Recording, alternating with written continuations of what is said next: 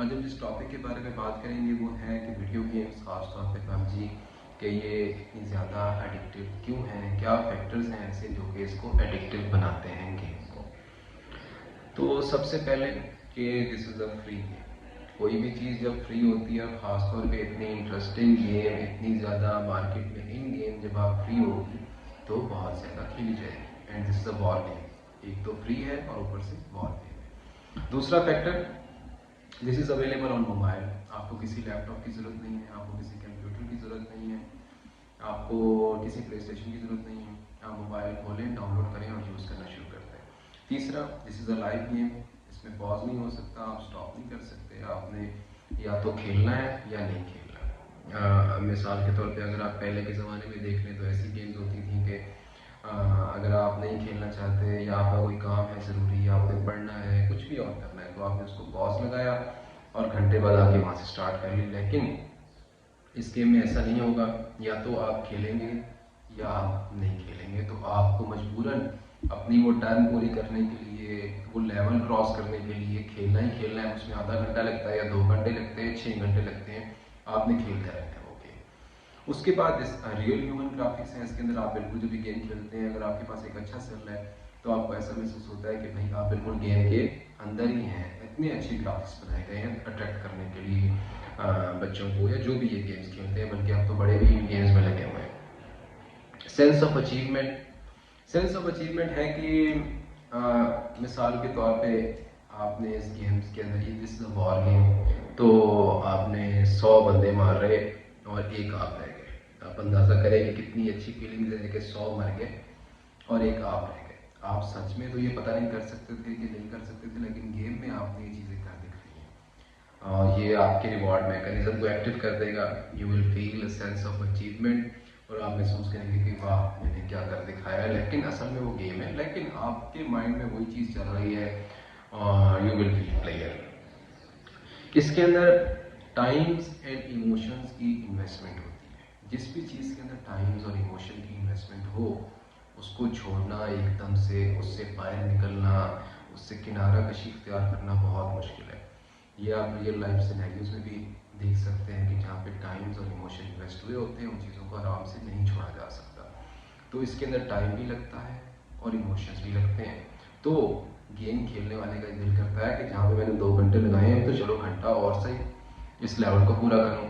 जहाँ पे मैंने इतने बंदे मारे हैं, मुझे इतनी खुशी महसूस हुई है, मुझे मेरे दोस्तों ने, यारों ने भी कहा है कि भाई तेरा क्या लेवल पे तू पहुँच गया, क्या बात है, तो चलो यार घंटा लगा के एक और लेवल सही, एक और लेवल सही। तो ये आप टाइम्स और इमोशन की इन्वेस्टमेंट हो रही होती है इसके अंदर। इसके बाद आप इसके अंदर लाइव चैट कर सकते हैं।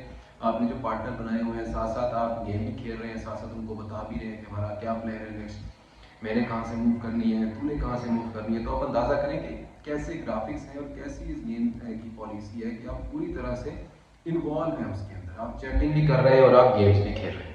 उसके बाद मुख्तलिफ जो सुपर स्टार्स होते हैं वो इस गेम की एडवर्टाइजमेंट भी करते हैं ताकि ज़्यादा से ज़्यादा इस गेम की प्रमोशन हो सके। उसके बाद आप जब एक लेवल क्रॉस कर लेते हैं, आपको वो स्टार्स अच्छे मिलने लग जाते हैं, तो उसके बाद लोग आपसे मदद लेना भी शुरू कर देते हैं। लोग आपसे पूछना भी शुरू कर देते हैं कि कैसे तुमने ये लेवल क्रॉस किया, ये लो मेरा मोबाइल और तुम भी मुझे क्रॉस करके दो।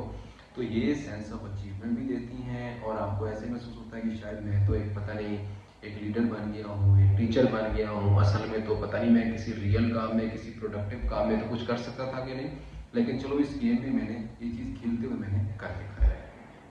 उसके बाद बहुत सारे लोग जो कि फ्रस्ट्रेट होते हैं अपनी जॉब से, अपने काम से, अपनी पढ़ाई से, वो इस गेम को एक किस्म का एस्केप बना लेते हैं और इस गेम को खेलने में लगे रहते हैं। क्योंकि जब उनको वहाँ से फ्रस्ट्रेशन हो रही है अपने काम से, अपनी पढ़ाई से, लेकिन ये गेम उनको फिर सेंस ऑफ प्लेजर दे रही है, यूफोरिया की फीलिंग आ रही है, एक अचीवमेंट की फीलिंग आ रही है, तो लोग इस गेम को खेलते रहते हैं।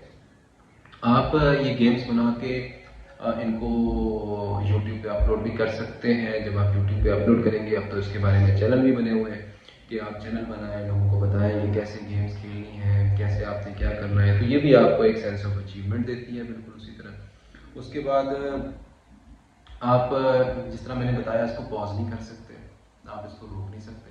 आपने या तो कॉन्टीन्यूसली गेम खेलनी है या फिर उसके बाद गेम को बंद कर देना है। अब आप रात के 2 बज गए हैं, लेकिन नेक्स्ट लेवल जो है वो तकरीबन 3 बजे तक क्रॉस होगा या 2:30 बजे तक क्रॉस होगा।